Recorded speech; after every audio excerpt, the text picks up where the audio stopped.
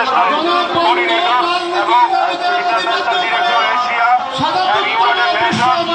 এসডিজিএফএস member and ambassador হিসেবে দায়িত্ব পালন করছি ইউএনআইটি থেকে। তাই এই দিনটি আমরা পালন করছি এবং এই দশটি সম্পর্কে ধন্যবাদ সবাইকে। যেন পঞ্চায়েত বিভিন্ন এজেন্ডা পালন না করে পদক্ষেপ গ্রহণ করে এবং 50,000 মানুষের আমাদের বিশ্ব মানবাধিকার দিবস উপলক্ষে আমরা এই দিনটি পালন করে থাকি এবং 1948 সালে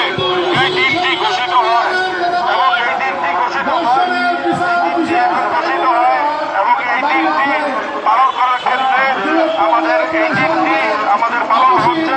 এবং এই দিনটির মাধ্যমে আমাদের বিশ্ব মানবাধিকার দিবস প্রকাশ হচ্ছে এবং এই দিনটি আমরা আন্তর্জাতিকভাবে পালন করে থাকি এবং আর বিশ্ব মানবাধিকার দিবস আমাদের বাংলাদেশের মানবাধিকার এবং এই দিনটি পালন করে থাকে United nation international piece of Bangladesh. এবং আমরা এই দিনের মধ্য দিয়ে আমরা মানবাধিকার কার্যক্রমে আমরা অংশগ্রহণ করি। শুধু আমরা নই, সাধারণ মানুষ থেকে শুরু করে জন্ম থেকে মৃত্যু পর্যন্ত যে অধিকার নিয়ে আমরা কাজ করি সেই অধিকার বঞ্চিত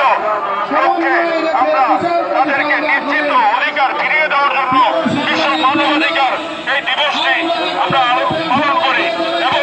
যাতে সবাই বিশ্ব মানবাধিকার দিবস উপলক্ষে এই দিনটি পালন করতে পারে এবং মানবাধিকার কার্যক্রমে সবাই মানবাধিকার কার্যক্রম করতে পারে এবং বাংলাদেশে এই মানবাধিকারের এই সংগঠনগুলো আমরা যেভাবে সুন্দরভাবে দাঁড়িয়েছি এবং সামনে আমরা আরো আমরা সামনের বছর আমরা যেভাবে আবার কার্যক্রম